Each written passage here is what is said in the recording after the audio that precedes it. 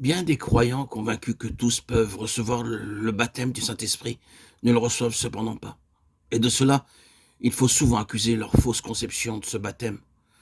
Cette réception du Saint-Esprit, ce revêtement de l'Esprit de Pentecôte, il diffère de l'un à l'autre. Il varie comme manifestation et résultat d'après le degré de préparation et de connaissance du chrétien. C'est une erreur que d'attendre un baptême identique à celui de tel ou tel serviteur de Dieu. Il arrive aussi que le chrétien est perplexe parce qu'il a entendu dire sur ce baptême les choses les plus diverses. Il se demande que croire, idées préconçues et perplexité empêchent la collaboration nécessaire avec le Saint-Esprit. D'après les Écritures et d'après les expériences que font de nos jours les enfants de Dieu, nous savons qu'il y a une première réception du Saint-Esprit. Les disciples le reçurent d'abord au soir de Pâques.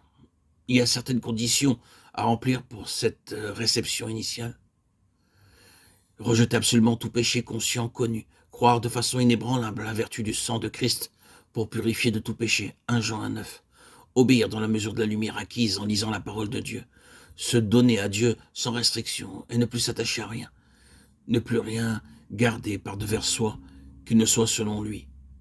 Le chrétien qui s'est mis d'accord avec Dieu sur tous ces points, saisi par la foi le don du Saint-Esprit, de même qu'autrefois, il avait accepté par la foi le salut qui est en Christ et saisi la vie éternelle.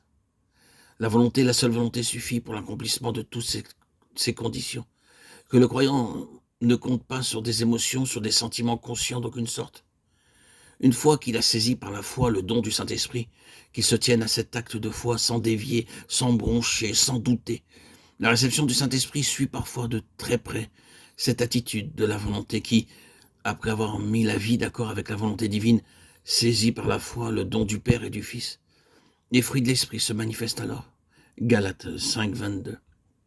Il faut veiller soigneusement à ne pas s'attacher à quelques expériences spéciales et à ne pas faire de celle-ci la base de la foi.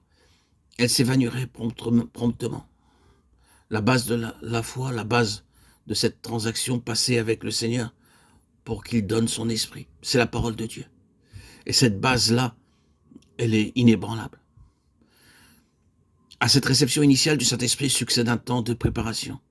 L'Esprit de Dieu conduit le croyant et lui révèle cette plus grande onction, ce revêtement de puissance nécessaire pour le service du Seigneur et le combat contre Satan et les puissances du mal.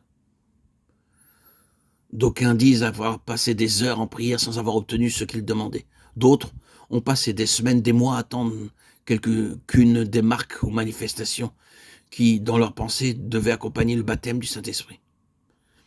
Et une puissance est tombée sur eux que plus tard, de par ces manifestations. Ils ont reconnu être une puissance satanique. D'autres ont véritablement reçu le baptême du Saint-Esprit. Mais comme ils ignorent tout ce qui est du domaine spirituel, ils ont accepté en même temps les contrefaçons des mauvais esprits dans leur corps ou leur âme, ou dans les deux.